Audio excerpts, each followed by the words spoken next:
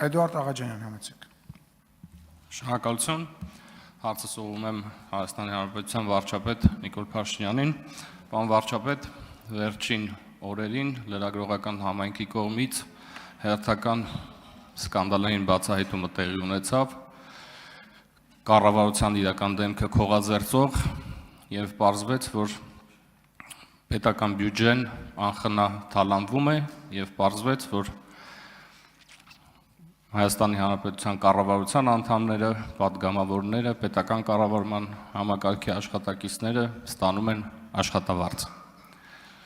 Որոշ դեպքերում նույնիսկ ստանում են պարգևավճարներ եւ հարցս հետեւյալն է. երբ է վերջ դրվելու այս անխնա թալանին եւ հաշվի առնելով վերջին այս մեր կառավարման օրոք առնվազն կարևոր ժամանակահատվածը մեր պետության համար Ինչու դուք անվճար չեք աշխատում որպես վարչապետ արդեն 8 տարի եւ երբեք վերջը հրաժարվելու ձեր աշխատավարձից շնորհակալություն։ Հարցին կպատասխանի Հայաստանի Հանրապետության վարչապետ Նիկոլ Փաշինյանը, համեցեք։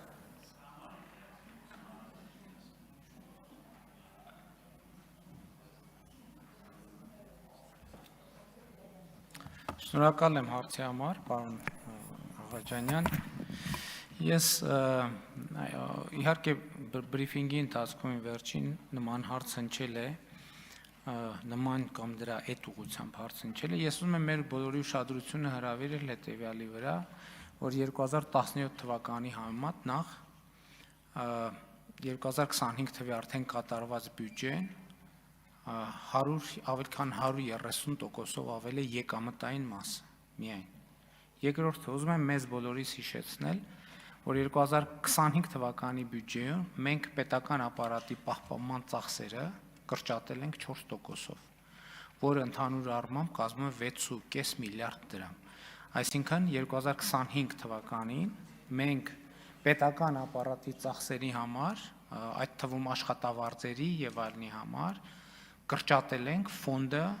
6.5 միլիարդ դրամով, պահպանման ծախսերը ընդհանուր առմամբ, ճիշտ եմ, չէ՞, ասում 6.5 միլիարդ դրամով։ Սա մենք ինչի համար ենք արել։ Սա մենք արել ենք հետևյալ տրամաբանությամբ, որ մենք համարել ենք, որ պետք է մեխանիզմներ ստեղծենք, որպեսզի պետական ապարատը ինքը փնտրի եւ գտնի պետական բյուջեում անարդյունավետ ծախսող տեղեր, ուրեմն միավորներ, հաստիկներ, որոնց անհրաժեշտությունը չկա, բայց որոնց վրա գումար ենք ծախսում եւ 25 թվականին մենք 6.5 միլիարդ դրամով փաստացի կրճատել ենք այդ ծախսերը եւ հետեւաբար այն որից հետո մենք ներդրել ենք կատարողականի վրա հիմնված վարձատրության համակարգ, որը պիլոտային ծրագիր է եւ որը մենք նպատակադրված ենք որոշակի փորձարկումների արդյունքում այդ թվում բերել եւ օրենքի տեսք տալ դրան, ինչի համար ենք դա անում, որովհետեւ կարծում եմ, որ եւ դա մեր ռազմավարություններին է վերաբերում, որ մենք պետական ինստիտուտները պետք է ուժեղացնենք եւ ընդհանուր առմամբ պետականությունը պետք է ուժեղացնենք, ինչով ենք մենք ուժեղացնում պետականությունը, նախ մենք սրանով իրականացնում ենք մեր տեսլականը դեռևս 2018-ի, որի համաձայն մենք ուզում ենք ունենալ բառիս բուն իմաստով անարատ եւ որևէ կողմնակի ազդեցությունից զերծ պաշտոնյա։ Այսինքն անարատ եւ որևէ կողմնակի ազդեցությունից զերծ պաշտոնյա, այսինքն զրո կոռուպցիա քաղաքականության իրագործումը։ Արդեն ասացի, որ նոր համակարգը պետք է լինի հիմնված կատարողականի գնահատման, վարձատրությունը պետք է փոխկապակցված լինի ծրագրային ստանձնած պարտավորությունների եւ դրանց կատարման ընթացքի հետ, որ արձագանքեք։ Արձագանք։ Շնորհակալ եմ, բնականաբար հարցից մեջ հեգնանք կար այդ պնդումներ անողների նկատմամբ։ Ես կարծում եմ, որ շատ կարևոր նախաձեռնություն է պարոն վարչապետ եւ նաեւ կուզեի ավելացնել պետական կառավարման համակարգում աշխատավարձերի բարձրացումը ուղիղ փոխկապակցված է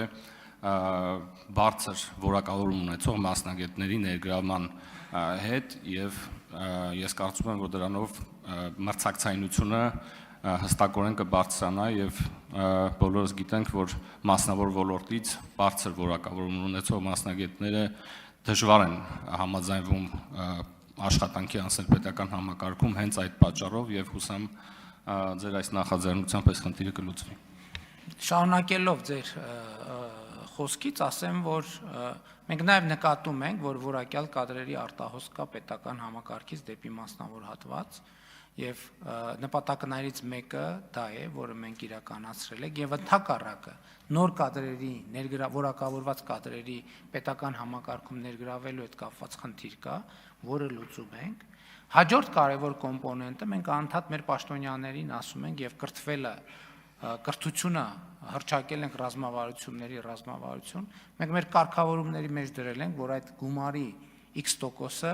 տվյալ տարվա ընթացքում պաշտոնյան պետք է իր որակավորումները բարձրացնելու վրա ծախսի անպայման։ Հաջորդն էլ եմ ուզում ասել, մենք վերջին ամիսներին, վերջին տարվա ընթացքում նաև նկատել ենք, որ պետական պաշտոնյաների նկատմամբ այն մարդիկ, ովքեր անսահմանափակ փող ունեն եւ քաղաքականության մեջ ներգրավված են, պետական պաշտոնյաներին ծանրաբեռնում են անհամաչափ հայցադիմումներով ամենատարբեր անձնական բնույթի եւ պաշտոնյաները ուղղակի հնարավորություն չեն ունենում առաջինը էֆեկտիվ պաշտպանություն, որովհետեւ դա ծախս է, եւ երկրորդը դեզինֆորմացիայի դեմ պայքարում, էլի դա էլ իրավական ծախս է, ընդ որում մենք գործընկերներ ունենք, ովքեր տարիների արդյունքում հաղթել են դատական process-ները եւ ասենք իրենք 1.5 միլիոն դրամ ծախսել են դատական իրենց իրավունքները, բայց իրենց իրավունքներով նաեւ հանրության տեղեկացված լինելու իրավունքը եւ պետական համակարգը պաշտպանելու վրա, ասենք 1.5 միլիոն դրամ ծախսել են, դատարանը որպես ծախսերի փոխհատուցում օբյեկտիվ իր կարգավորումների շրջանակով, ասենք փոխհատուցել է փոխհատուցման